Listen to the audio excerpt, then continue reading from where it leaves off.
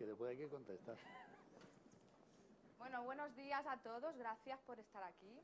Yo soy Montse Pimienta, soy médico de familia, trabajo en el CAP Ramón Turró de Barcelona y soy miembro del grupo de trabajo de urología desde hace ya algunos años. Y bueno, mi función aquí hoy pues, va a ser intentar convenceros, esto es una mesa de controversia, y pretendo convenceros de que sí hay que pedir el PSA en mayores de 50 años.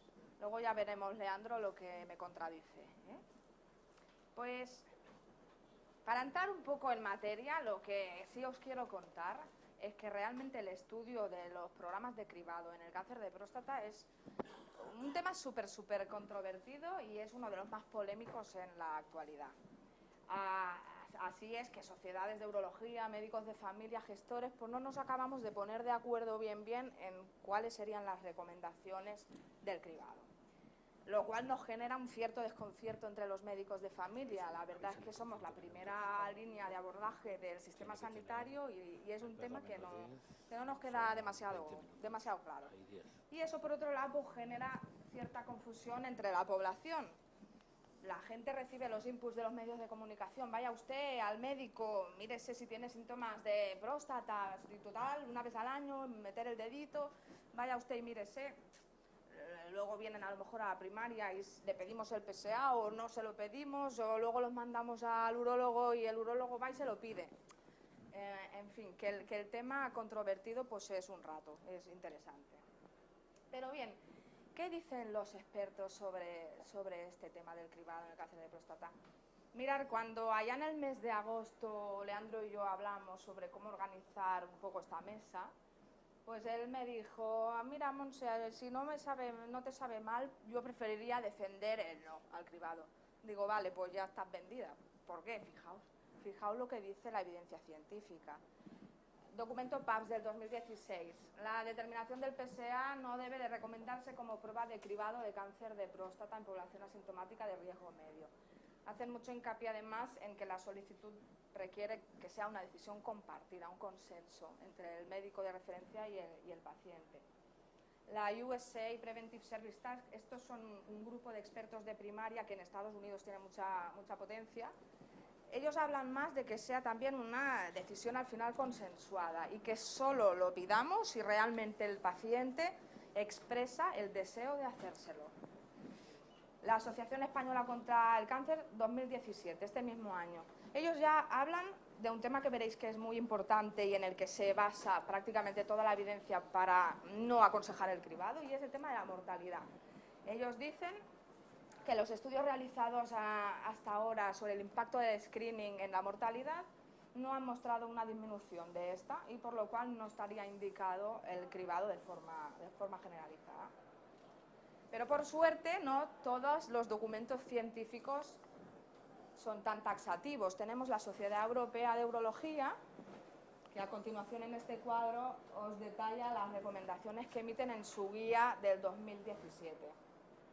Ellos, fijaos que tienen una premisa inicial que sigue siendo la información, sobre todo informar al paciente antes de ofrecerle el cribado sobre sus riesgos, beneficios, esto sobre todo.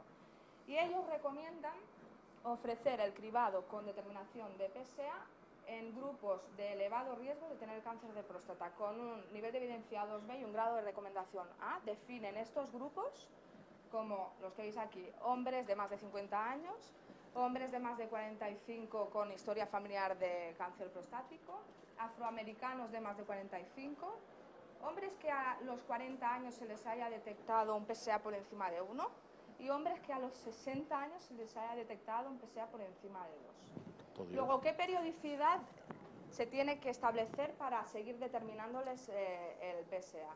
Pues mirar, ellos dicen con un nivel de evidencia 3 y un grado de recomendación C, que se tiene que repetir la solicitud cada 2 años en los grupos de elevado riesgo, de alto riesgo, que son los hombres que a los 40 años se les haya un PSA por encima de 1 y los hombres que a los 60 se les haya un PSA por encima de 2. Y fijaos que tienen una última premisa general que hablan de que en cualquier momento de este seguimiento, de este screening, se tiene que detener cuando la supervivencia del hombre no supere los 15 años o tengan una mala calidad de vida, mala clase funcional. Con todo esto, pues evidentemente las premisas son estas, de no recomendar el cribado, sino que debe de adaptarse un poco en función del caso. La premisa es no al cribado, pero vamos a ver por qué no. Para entender un poco esta decisión científica del no, hay que valorar, como todo, los riesgos y beneficios de hacerlo. Estaréis de acuerdo conmigo que los principales beneficios, evidentemente, es que vamos a diagnosticar cánceres en etapas muy tempranas, lo cual nos va a ofrecer la posibilidad de ofertar un tratamiento mucho menos agresivo, ¿vale? Incluso tener en cuenta que en el cáncer de próstata la conducta expectante y el seguimiento es una opción no menospreciable, o sea que es uno de los beneficios más importantes. El otro beneficio, bueno, pues es el que ha generado más controversia hasta el momento y parece, como veréis al final que os contaré, que se está aclarando un poco. Han habido un par de publicaciones en los últimos 2 meses que parece que abren un poco el camino, pero el otro potencial beneficio obviamente es la disminución de la mortalidad asociada por el cáncer de próstata. Sí que aparte de los 2 grandes estudios que se han hecho sobre esto, sobre el impacto del screening en la mortalidad del cáncer de próstata, os los comentará más a fondo Leandro. Me llamó la atención revisando bibliografía que ya hace mucho tiempo se han publicado 2 pequeños estudios que apuntaban una posible reducción en la mortalidad. Y un pequeño estudio que se hizo con hombres del Tirol que aplicaban un screening con un programa de tratamiento libre después, y el resultado fue que realmente reducía la mortalidad por cáncer de próstata en los tiroleses de un 33% respecto al resto de austriacos. Luego hay otro pequeño estudio canadiense con resultados un poco menos fiables, pero que también parecía apuntar una reducción en la mortalidad a los hombres cribados respecto a los que no lo eran. Pero para ser objetivos, obviamente hay que tener en cuenta también los riesgos asociados al cribado, de los cuales os hablará más Leandro, pero obviamente el riesgo fundamental es el sobrediagnóstico. Vamos a diagnosticar, vamos a encontrar tumores que nunca los hubiéramos encontrado si no hubiéramos cribado, porque no se hubieran puesto de manifiesto clínicamente y seguramente esos hombres se hubieran muerto de otras causas, eso es así. Pero como decíamos, vamos a diagnosticar cánceres en estadios más precoces. Es verdad que muchos de ellos seguramente tuvieran un crecimiento lento y el mismo cuerpo los iría autorregulando, en fin. Tenéis que saber también que por cada 1000 hombres cribados durante 10 años, con una periodicidad variable de entre 1 y 4 años, vamos a diagnosticar 110 cánceres extra que no hubiéramos diagnosticado sin el cribado. Obviamente también son riesgos de cualquier programa de cribado poblacional los falsos positivos. Pensar que entre 100 y 120 personas van a tener un falso positivo y son hombres a los que les vamos a tener que decir, mire usted, ahora toca una biopsia prostática, que es un procedimiento agresivo con sus riesgos y consecuencias y hay que asumirlo. Y luego obviamente tenemos el riesgo del sobretratamiento. Pensar que de los 100, 110 cánceres extra que vamos a diagnosticar, el 90% van a recibir tratamiento con sus efectos colaterales, sus efectos secundarios en cuanto a incontinencia, disfunción eréctil, cierto, pero ahí vuelvo a romper una lanza en favor del cribado, y es que recordar la opción no menospreciable en el cáncer de próstata del tratamiento conservador, poco agresivo, o el seguimiento incluso, el no tratamiento.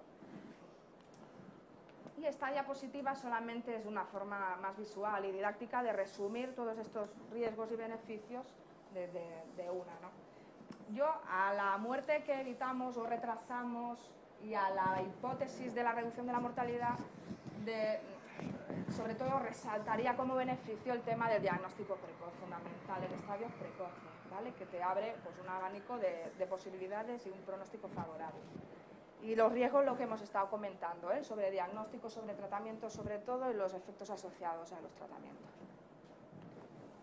Bueno, os vuelvo a decir, hasta aquí la verdad es que era poco alentador a decir que sí al cribado, pero ¿y por qué yo creo que sí vengo a defenderos que sí hay que hacerlo? Pues para entenderlo yo creo que hay que remontarse a la importancia, a la relevancia del problema y entender que realmente es un problema que se lo merece. Mirad, el cáncer de próstata en España es el tipo de cáncer más frecuente en hombres. Es el tercero en mortalidad, es verdad que no es el primero, pero en el año 2015 se diagnosticaron más de 27.000 casos nuevos, lo cual se traduce en una tasa de 121 casos por 100.000 habitantes. Y mató el cáncer de próstata a más de 5.000 hombres. Luego, el cáncer de próstata tenéis que saber que tiene ciertas peculiaridades que lo hacen especialmente interesante de estudiar unos posibles programas de cribado poblacional. Tiene ciertos aspectos de su evolución natural que aún son desconocidos. Luego tenéis que saber también que las lesiones preneoplásicas suelen ser asintomáticas, pero escuchadme, es una patología súper prevalente y que su prevalencia incrementa con la edad. Si los hombres vivierais 100 años, todos, absolutamente todos acabaríais teniendo cáncer de próstata. Fijaos que a los 80 ya el 60% lo tendréis, quiero decir. Y otro dato importante, alentador, ¿eh? Para mí ya justificaría por sí solo el hecho de hacer un cribado, es que fijaos, el 63% de los cánceres detectados tras una primera determinación de PSA estaba órgano confinado, estaba dentro de próstata. Vuelvo a repetir, esto abre un abanico de posibilidades terapéuticas de un tratamiento conservador o no tratamiento, y hay que tenerlo en cuenta. Bueno, un poco hemos visto la magnitud del problema. Ahora bien, vamos a ver qué herramientas tenemos o disponemos para aplicar un posible cribado poblacional. Mirad, del tacto rectal se ha hablado mucho y lo cierto es que no se ha evaluado nunca como prueba de cribado independiente. De hecho, la información que tenemos es basada en estudios observacionales muy antiguos, de muy baja calidad, y no se puede contemplar como una opción como una prueba de cribado como tal.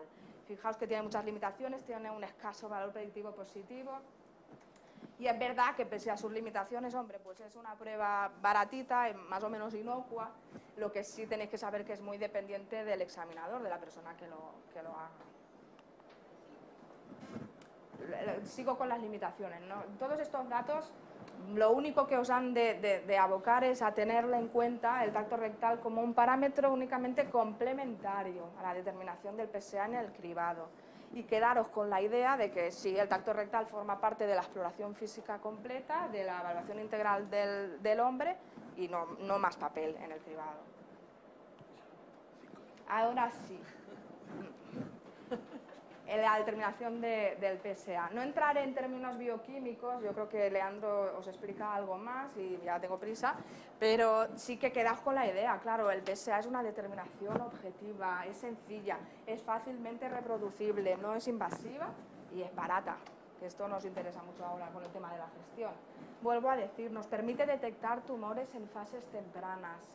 Ahora bien, tiene sus limitaciones como todo, es verdad. No existe un nivel de PSA que nos permita decirle, señor, usted seguro que va a tener un cáncer de próstata, o señor, usted no lo va a tener en la vida. Pues no, la verdad es que no. Pero sí sabemos, por ejemplo, que con niveles de 4 de PSA tenemos una sensibilidad del 50% para detectar los tumores más agresivos. También tenéis que saber, obviamente, el PSA es un biomarcador fluctuante, fluctúa no solo con la edad, sino con determinadas situaciones clínicas, como todos sabéis, y es una de sus limitaciones. Pero también podemos afirmar que el PSA a partir de 4 es clínicamente sospechoso y tiene un valor predictivo positivo que va incrementando hasta llegar a ser del 80% casi en PSAs por encima de 10. Pero tiene sus limitaciones, pues sí. Precisamente para mejorar un poco la especificidad del PSA, se han ido introduciendo otros parámetros con el tiempo. Yo solo os comento por encima los más relevantes, ¿eh? Está el PSA libre, del cual las proporciones por debajo del 15% se asocian a una mayor sospecha de cáncer de próstata. Luego tenemos algunos parámetros relacionados con la cinética del PSA, que son la velocidad, por ejemplo, y el tiempo de duplicación. Estos dos son más bien factores pronósticos. Se utilizan en el seguimiento, en la vigilancia activa y en el posttratamiento, con intenciones curativas. Y uno de los más recientes es el PHI, el Prostate Health Index.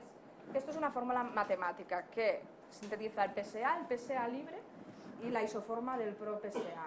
Parece ser que sirve para detectar cánceres clínicamente significativos y que es útil entre valores del PSA total de 2 y 10. Y Y yo me pregunto, llegado a este punto, tenemos un problema de magnitud importante, con elevada prevalencia, tenemos herramientas que parece que son bastante coste efectivas. Yo me pregunto, ¿y por qué en otros tipos de patologías sí se estaba aplicando un programa de cribado? Me ha gustado proponeros la comparativa respecto al cáncer de mama. Estaréis de acuerdo conmigo también que el cáncer de mama es un problema, si no igual, de más relevancia que el cáncer de próstata. Pensar que es el tumor más frecuente en España y Europa, es la primera causa de muerte por cáncer en mujeres.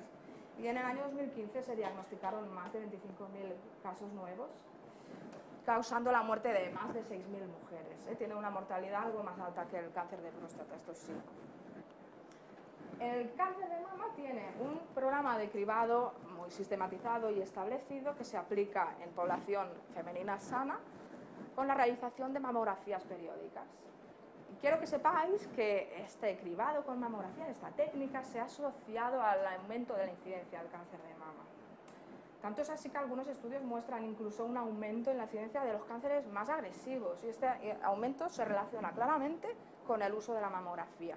También con la terapia hormonal sustitutiva, obviamente, en posmenopáusicas, pero y lo que llama la atención es que tanto se justifica el no hacer el cribado en el cáncer de próstata con el tema de la mortalidad. Pues fijaos que en el cáncer de mama los análisis que hay sobre ensayos clínicos que intentan mesurar eso, el impacto del cribado del cáncer de mama sobre la reducción de la mortalidad de fijaos que respecto a la mortalidad global es casi nada lo que se reduce. Se reduce un poco limitadamente la propia mortalidad por el cáncer. Quiero decir que son resultados bastante similares. Aún así, el programa obviamente se sigue haciendo.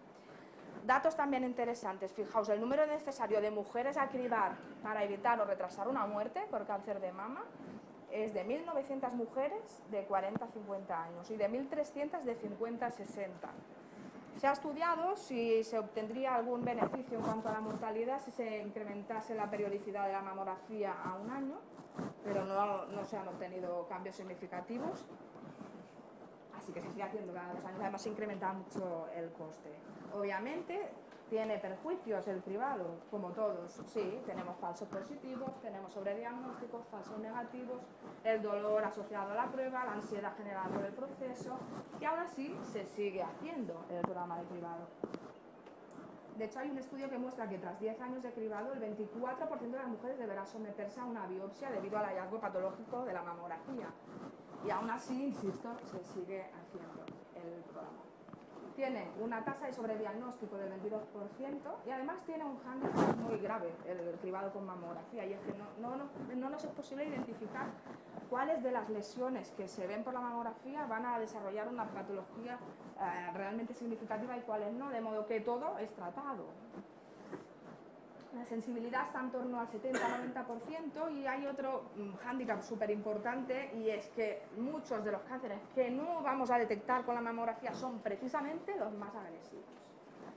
Y aún así, a pesar de todo, no solo se sigue llevando a cabo el cribado poblacional, sino que últimamente se habla de ampliar la franja de edad en la que aplicarlo. Y a pesar de todo, por si no queda claro, hay un estudio que mostró que el 25% de las mujeres con un resultado de mamografía alterado sufrían cambios, obviamente, en el estado de ánimo o procesos de ansiedad. Y todos los estudios recogen que estas mujeres no solo disminuyen su deseo de seguir siendo cribadas, sino que sus ganas de seguir participando del cribado se incrementan, a pesar del proceso de ansiedad y trastorno de ánimo asociado. Y aquí me ha gustado haceros una comparativa con los datos más relevantes en torno a los dos tipos de problemas. Veis que el cáncer de próstata, hombre, sí tiene menos mortalidad, pero tiene más casos al año y tiene más tasa cruda. Los estudios en cuanto a mortalidad son similares, hay una reducción limitada, al menos hasta ahora. Con el screening del cáncer de próstata, insisto, diagnosticamos en fases precoces. En el cáncer de mama, cuidado que los que no detectamos precisamente son los más agresivos. La tasa de sobrediagnóstico, fijaos que es más elevada en el cáncer de mama. Y ya por último, el precio. Pedir un PSA vale 45 €, que es más o menos la mitad que lo que vale hacer una mamografía. Y ahí queda eso. Pues hasta aquí igual os parece que aún no, la cosa no queda muy clara, pero mirad, para mí llegó septiembre, llegó el otoño y con el otoño llegaron buenas noticias, porque fijaos que el 5 de septiembre salió publicado este artículo en el ANAS de Medicina Interna, que viene a decir algo así como reconciliando los efectos del screening de cáncer de próstata sobre la mortalidad en los estudios ERPSC y el PLCO. Uno es europeo y el otro es americano, y os resumo muy rápido. Ha habido un grupo de expertos americanos que ha reanalizado los dos estudios, porque los dos daban resultados un poco controvertidos. Pero la conclusión final, que es lo que me interesa, fijaos lo que ha sido. Los dos llegan a la conclusión de que realmente hay evidencia de que el screening del cáncer de próstata reduce la mortalidad por cáncer de próstata. Así que yo creo que con esto se abre una caja de Pandora. Fijaos que no ha pasado ni un mes y ha salido otro artículo como pidiendo por favor un reanálisis de las recomendaciones del screening, pidiendo que se evalúen de nuevo los riesgos y beneficios porque algo está cambiando. Yo con esto os digo sí al cribado, teniendo siempre en consideración sobre todo la información, hay que explicar los riesgos, los beneficios, hay que decirle, señor, quizás le tenga que hacer una biopsia prostática con sus riesgos, sí, pero quizá pueda no tratarle también. La vigilancia activa, insisto, es una opción no menospreciable. Y como conclusión, yo creo, y desde aquí hago el reclamo, señores expertos, se han de sentar a valorar, a volver a consensuar nuevos documentos, porque algo está cambiando. Realmente hay una reducción en la mortalidad. Vamos a ver qué tenemos que hacer. Sobre todo, qué es lo mejor para nuestros pacientes. Y un dato que para mí es súper relevante. Aunque el cáncer de próstata provoca más de 5.000 muertes al año, saber que solo se invierte 1 euro por persona en investigación. Yo creo que los hombres y la población en general nos merecemos más. Así que yo digo sí al cribado y gracias por vuestra atención. Os dejo con Leandro.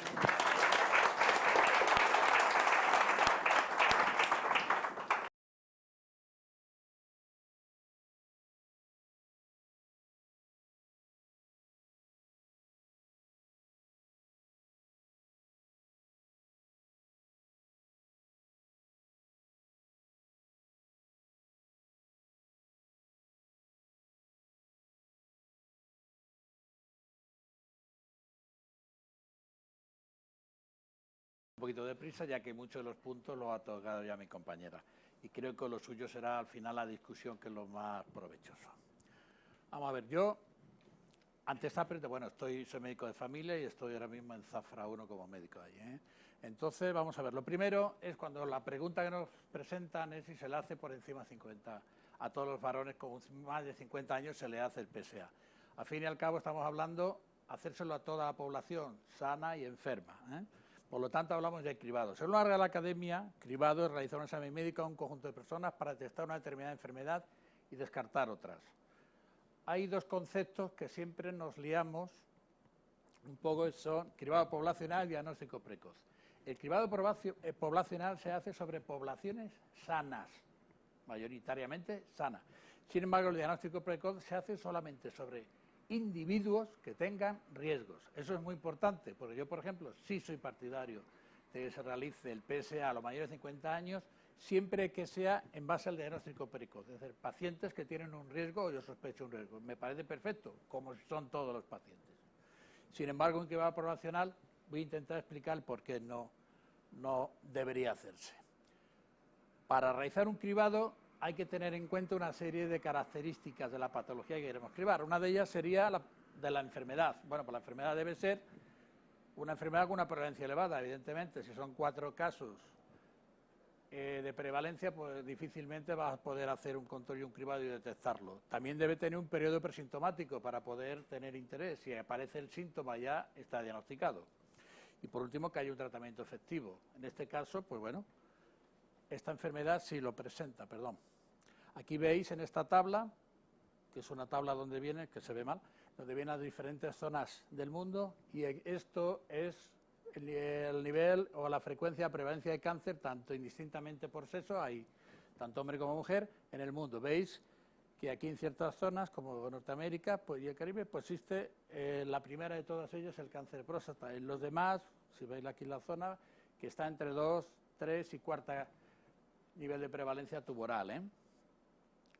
En esta gráfica es muy interesante, esta es de Estados Unidos, es una gráfica sobre la aparición o la prevalencia o incidencia de cáncer de próstata y va desde el año 1975 hasta el año 2009. Veis que aquí, a partir del año 84, 83, 84, aparece un pico brutal.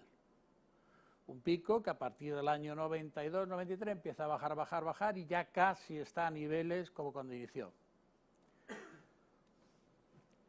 Os puedo asegurar que en estos últimos años ha seguido bajando más, ¿eh?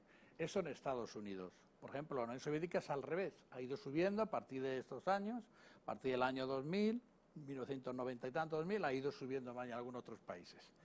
Esto es lo que es incidencia o prevalencia puntual, ¿eh? Sin embargo, la mortalidad por tumor de próstata, que es la línea amarilla, fijaros desde el año 1975, que es esta línea hasta allí, veis que casi, salvo un poquito de repunte que hubo en estos años, va disminuyendo. Lo cual me indica que es un tumor muy prevalente, con mucha incidencia, pero oye, cada día se mueren menos. Son Estados Unidos, en España, pues bueno, podríamos hacer algo similar, por lo menos la comparativa podía ser similar. El que subiese en esos años, luego veréis el porqué. Este mapa es del año 2008, me parece que es, o 2007, y nos indica un poco el índice de prevalencia a nivel mundial. Veis la zona más oscura es donde más hay. España está en una zona baja, junto a todos los países mediterráneos. En Europa, el norte de Europa y centro Europa, pues tiene una prevalencia elevada. Sin embargo, Francia, la zona sur de Francia, Mediterránea, Italia, Portugal, España, tiene una prevalencia bastante baja.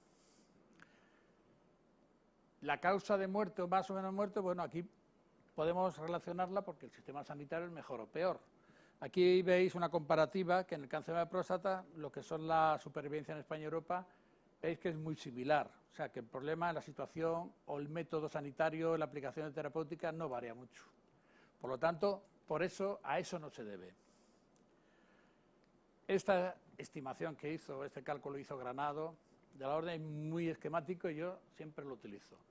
Dice que 1 de cada 6 varones va a presentar un carcinoma de próstata y 1 de cada 29 va a morir por ello. Por lo tanto, 5 veces menos muertes que presentación de carcinoma. Aparte de esto, aparte del punto de la prevalencia, otro punto importante es que tenga un periodo presintomático. El carcinoma de próstata lo tiene. De hecho, como podéis ver aquí, la mayoría de los pacientes son totalmente asintomáticos y otros pacientes cursan con síntomas del tracto urinario inferior. No por el hecho de que el carcinoma de próstata provoque patología del síndrome del tracto urinario inferior, sino porque normalmente y muchas veces el carcinoma de próstata puede ir asociado a cualquier otra patología, una prostatitis, una neoplasia benigna de próstata, cualquiera. Pueden coexistir los dos tipos de patologías. Eso es importante que se sepa. Y luego aquí os pongo los síntomas más comunes. Una vez que el tumor ha crecido y da algún síntoma, pues los tenéis los más. Fijaros que síntomas tan llamativos como, por ejemplo, una hematospermia, que es cuando ya el tumor produce una vascularización importante y puede llegar a provocarla, o bien una disminución eyaculatoria, porque hay una obstrucción por el tamaño, o bien, si se ataca o destruye la bandeleta vascular nerviosa, pues puede aparecer una disfunción eréctil. Lamentablemente, un porcentaje muy alto de pacientes con patología de tumor prostático aparece en la última rama, aquellos que vienen derivados de los síntomas de las metástasis o los síndromes paraneoplásicos del tumor. Entre las típicas son dolor de fractura, compresión medular o ataxia cerebelosa, etc. Muchos pacientes llegan al diagnóstico de carcinoma de próstata cuando ha aparecido un dolor lumbar importante, se le hace una placa y se encuentra una zona de osteolisis. En el carcinoma de mama, que tanto hablamos, también aparecen muchas mujeres, menos, con patología en columna, sobre todo en columna dorsal. Y luego del tratamiento. Aquí tenemos la pauta y este esquema es muy curioso y está muy bien desarrollado, el tratamiento que hay. Lo que sí quiero que tengáis en cuenta un detalle y después lo comentaré el porqué. Veis que los carcinomas localizados o localmente avanzados, la pauta, una de ellas es la observación. O sea, no hacer nada, simplemente ver a dónde va. El otro de los puntos que interesa para ver o no hacer un screening en una patología es que la prueba que se utilice para el cribado, pues bueno, sea asequible, sea económica, sea segura y que, bueno, y que sea aceptada por la población. Evidentemente, si cada 4 pacientes se le hace, uno queda con bastantes secuelas, no lo va a querer hacer nadie. Nosotros lo que utilizamos para el carcinoma de próstata es el PSA. No hay otro producto. Antes hubo otra serie de pruebas que se hacían en el laboratorio, pero vamos, actualmente el PSA es el que ha quedado y es el que se suele emplear. Es económico, es asequible y muy aceptado porque al fin y al cabo es una prueba que se hace en el laboratorio. Hay que tener en cuenta que el PSA se sintetiza por la célula epitelio ductal y los acinos, que es el encargado de evitar la coagulación del espermatozoide. Una glucoproteína y que está codificado por un gen. Dentro del PSA tenemos, el PSA total, tenemos que distinguir 2 partes. Una es el PSA complejo, que supone el 70% y va unido a proteínas, inhibidoras de la proteasa. El otro 30% es lo que llamamos PSA libre. Dentro de él hay 3 isoformas. Uno es el pro-PSA, que se asocia y es muy específico para el carcinoma. Lo que pasa es que es caro realizarlo y se utiliza solamente cuando un paciente se le ha hecho una biopsia, no aparece, sigue con un PSA elevado y se le hace un PSA, un pro-PSA y entonces se valora no una segunda o incluso una tercera biopsia. Luego el PSA en la región tradicional y el PSA inactivo cantado. El por qué subió en esos años, el año 84 en adelante, el número de tumores viene aquí explicado. Primero el PSA, en el año 1979 se sintetizó en el suero, se descubrió en el suero, y en el año 1987 se le consideró como un marcador tumoral. En el año 90, a los 2 años, ya pusieron el Dinter para hacer la biopsia en el 4 nanogramos por mililitro. Pero fijaros, en el año 2004 se hicieron varias publicaciones donde aparecía una prevalencia muy alta de pacientes con carcinoma de próstata con PSA menor de 4. Cosa llamó la atención por qué tantos tumores en pacientes que, por supuesto, estaban por debajo del Dinter que se había establecido. El PSA hay que tener consciente y muy claro una serie de cosas. El elevado del PSA no significa que haya un carcinoma. El PSA es una sustancia específica de la próstata y no del cáncer. Se puede elevar en muchas causas. Por ejemplo, el carcinoma de próstata es una de ellas, pero el plasma de próstata también la eleva. Una prostatitis lo triplica, cuatruplica o sextuplica. Pequeños traumatismos son puntuales. Esas 3 causas son las que pueden provocar una elevación duradera de más de 15 o 20 días. No existe ningún valor que se pueda considerar preventivo, por lo menos a partir del cual se puede considerar que haya o no exista tumoral. La concentración aumenta a medida que avanza la edad. A mayor edad, mayor concentración de PSA, de forma fisiológica. Y lo otro muy importante, que a partir de los 6 meses ciertos medicamentos como los inhibidores de 5 alfa reductasa disminuyen el nivel de PSA al 50% a partir de los 6 meses. En esta tabla, que es curiosa porque eso en España las pruebas las realizó la mutua de Mutamur, por eso solamente llega hasta los 64 años, porque a partir de los 64 años la gente se jubilaba y la mutua laboral pues no lo cubría. Entonces podéis ver aquí los niveles, es el percentil 95 del PSA. Aquí podéis ver los niveles que ha habido en España y aquí tenéis en comparativa las que aparecen en Estados Unidos, tanto norteamericanos con raza blanca como afroamericanos. Veis que hasta los 50 años, bueno, están más o menos igualados. Raza blanca, raza afroamericana. Pero a partir de los 50 años, pues ya se van disparando. Los datos no puedo decir con exacto, y bueno, y ya con esta edad se triplican y van aumentando de forma exponencial. Y no significa que exista tumor. Estamos hablando de un percentil 95 de la población. Por tanto, vemos que a medida que avanza la edad, va avanzando el nivel. Un tercer punto, y este es muy importante, lo considero muy importante, justifica el no realizar el cribaje, es la existencia de recursos para el diagnóstico y tratamiento. Todos consideramos que un país avanzado, o por lo menos europeo, tiene medios, material para el tratamiento y para el diagnóstico. Pero fijaros, en esta publicación que hizo en el año 2012, WNET, planteaba una pregunta, ¿es el screening poblacional de carcinoma de próstata es bueno o es malo? Después de muchos estudios llegó a una conclusión que es más o menos esta. En el Reino Unido, con 3,04 millones de hombres entre 50 y 59 años, si se realizase el cribado poblacional a todo el mundo, habría que hacer 756.600 biopsias en un año o año y medio. que vienen a ser aproximadamente 249.000 biopsias por millón. En España, entre 50 y 69 años hay 5.170.000, que si hablamos hasta los 75 años, como una edad prudente, podrían llegar a casi 7 millones.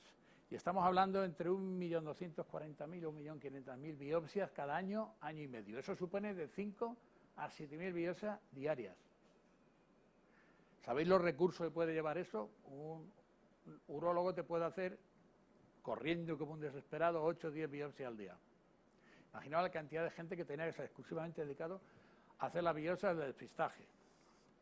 Por lo tanto, sí, se puede hacer, pero no es una cosa fácil. Por lo tanto, los beneficios son los que antes os ha comentado. Claro, al detectarlo precozmente se puede tratar más directamente sobre ello. Luego da la tranquilidad a mucha gente que están libres de carcinoma de próstata y luego es muy sencillo.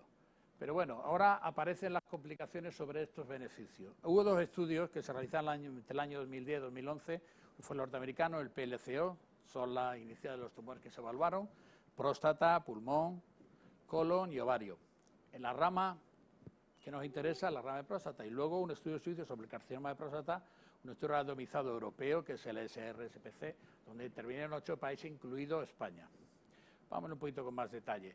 En Estados Unidos se hizo en varios centros, aquí veis los detalles, entre el año 99 y 2001, en 10 centros, y lo que se le hizo a 76.000 y pico de pacientes, varones. Se hizo un seguimiento de 7 años y el PSA era anual durante 6 años con un tacto rectal y el punto para el corte de biopsia fueron de 4 nanogramos. Los resultados que se obtuvieron en este estudio es que primero apareció un montón de contaminación, es comprensible. El que tenía un nivel de 3,5, pues en una rama le hacían la biopsia, el que no tenía el otro le hacían la otra. No separaron y no controlaron exactamente todos los datos como se había establecido en el estudio. Murieron 50 personas del grupo de cribado y 42 del grupo de control, o sea, una mortalidad muy baja. Y hubo un seguimiento durante los 7 años, se detectaron 2.820 carcinomas en el grupo de cribado, 2.300 en el grupo de control.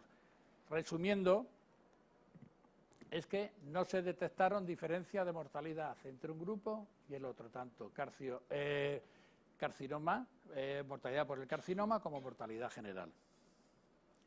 Siguiente estudio europeo, vuelvo a deciros, se realizó en 8 países, incluido España. Allí fue el número de pacientes mucho mayor, fueron hasta 182.160, con esta cantidad entre 55 y 69 años.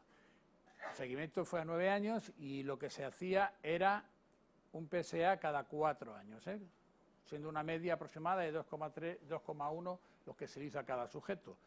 El corte se puso en 3 nanogramos por litro, salvo en 2 países, Italia y Finlandia. Comprendéis que aquí siempre nunca nos pondremos de acuerdo. Pero bueno, entonces los resultados se sostuvieron. Bueno, el seguimiento fue magnífico porque estamos hablando de un 82% y las biopsias que se hicieron, pues hicieron casi el 85% de los pacientes que según las normas que se estableció era obligatorio. Los resultados aparecieron que, bueno, en ciertos estudios, sobre todo a costa del sueco, del estudio Gothenburg, aparecía que sí que había una mejora en la mortalidad por cáncer de próstata, en un 20, incluso llegaron, en Gothenburg llegaban a ciertas zonas hasta un 30-33%. Pero que se necesitaba 1.400 de varones con tratamiento 48 para evitar una muerte, era muy alto.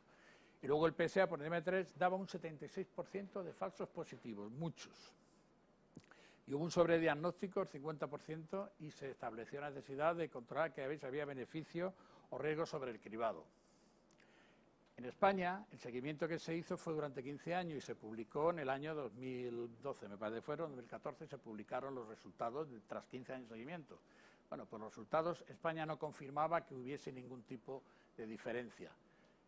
La mortalidad fue muy baja, menos del 1%, y aquí, en países con esta baja mortalidad, los resultados no justificaban bajo ningún concepto hacer un cribado. Es decir, es una población con muy poca prevalencia, por lo tanto muy poca mortalidad, y que no está justificado hacer el cribado. Pero bueno, es que hubo después 2 metaanálisis, en contraposición del estudio que lo ha presentado hace unos días, se hicieron 2 metaanálisis, una por la BMS y otra por la Crocan, en que se hicieron, bueno, cantidades ingentes sobre los estudios que había publicado, 300 y pico y 341.000. Y los resultados, pues bueno, a confirmarlo.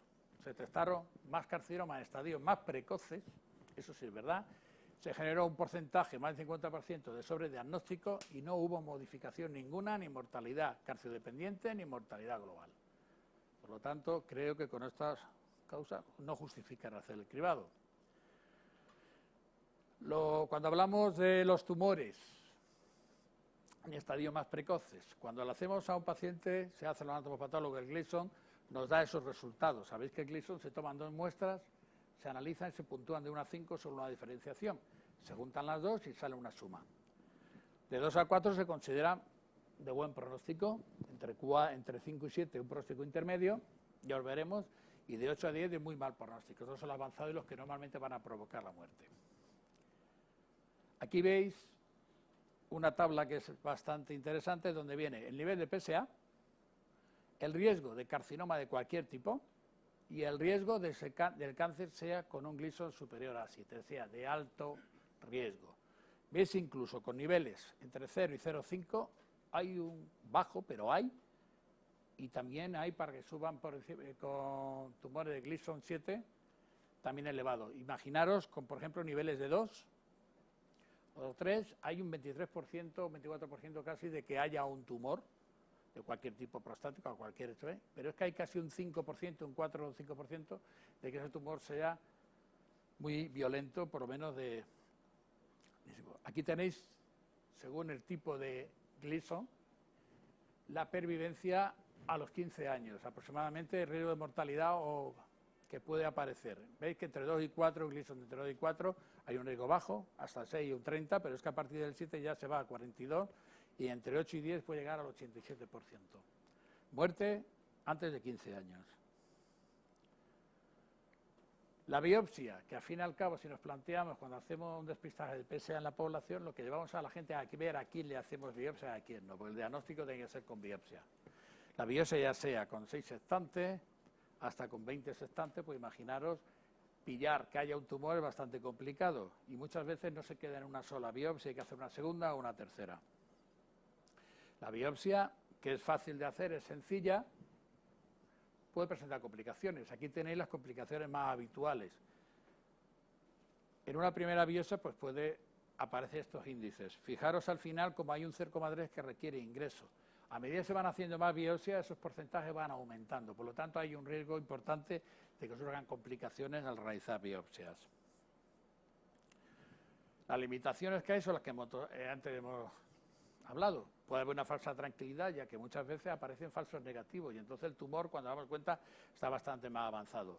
Hay un pequeño aumento de supervivencia, bueno, pero que quizás no se afecta a la mortalidad global y no justifique el realizarlo. Los resultados falsos positivos, bueno, al paciente lo desespera. El carcinoma puede ser de crecimiento lento, que eso es lo que quiero sobre todo que comprendáis, puede ser crecimiento lento y nunca provocar muerte ni siquiera problemas. Y los tratamientos, tanto a corto como a largo plazo, van a provocar muchos problemas. Yo antes os comentaba que os fijaseis con detalle en que tanto los locales como localmente avanzados, una de las pautas terapéuticas es la observación. Yo tengo varios pacientes en esa situación. Yo no sé qué hacen, pero al cabo de unos meses ya le han hecho la baraquiterapia en un sitio pagando. Hablo con los urólogos y me dicen lo mismo, decirle a un paciente diagnosticado de carcinoma de próstata es casi imposible que se quede en observación, te van a exigir de cualquier tipo de terapéutica, o radio, quimio, lo que sea. Y eso, al fin y al cabo, hacer una biopsia en tumores de poco riesgo y meterte a ponerte una baraquiterapia, una radioterapia, porque además te lo van a buscar como sea, al fin y al cabo es complicar mucho más los problemas que pueden surgir. Nuevas pruebas como la resonancia magnética multiparamétrica, veis que es más selectiva que una prueba que incluso la biopsia. Es muy cara, con los años se irá abaratando el sistema y bueno, y se irán haciendo pruebas de este tipo, se hará un PSA y aquellos que tengan un PSA elevado se les realizará una resonancia magnética paramétrica u otras pruebas, serán más específicas y entonces a ese se le hará la biopsia. Hoy por hoy el PSA es la única causa de justificación de realizar o no una biopsia. El PSA hay que tener en cuenta que hay que evaluarlo. Hay más riesgo de que un médico solicite un PSA y no maneje bien el PSA, más riesgo legal, que el que no haga el PSA. Eso ya os lo digo.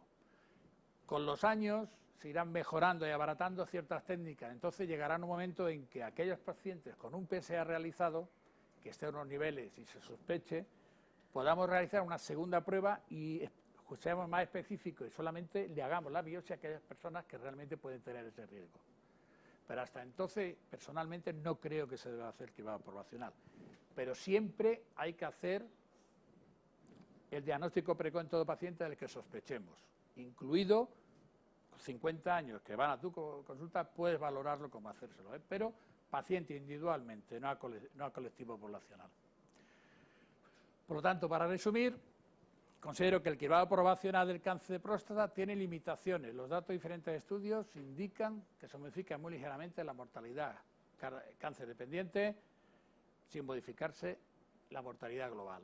No hay evidencias científicas que justifiquen el cribado de PSA en pacientes asintomáticos. Hay un riesgo importante sobre diagnóstico y sobre tratamiento, con todos los efectos secundarios que ellos conllevan. No se puede realizar cribado a mayores de 50 años sin síntomas, aunque estaría justificado un diagnóstico precoz en pacientes con antecedentes familiares de próstata y en varones afroamericanos. Algunas otras cosas también podemos justificarlo, Y si el paciente lo solicita, debemos informarle sobre los beneficios y las complicaciones que pueden surgir y que él decida si se lo hace o no. Yo personalmente aconsejo, si no firmaron consentimiento informado, en la historia clínica especificar informo y asiente y acepta. Por lo tanto, a la pregunta que nos hacíamos, yo os digo que no.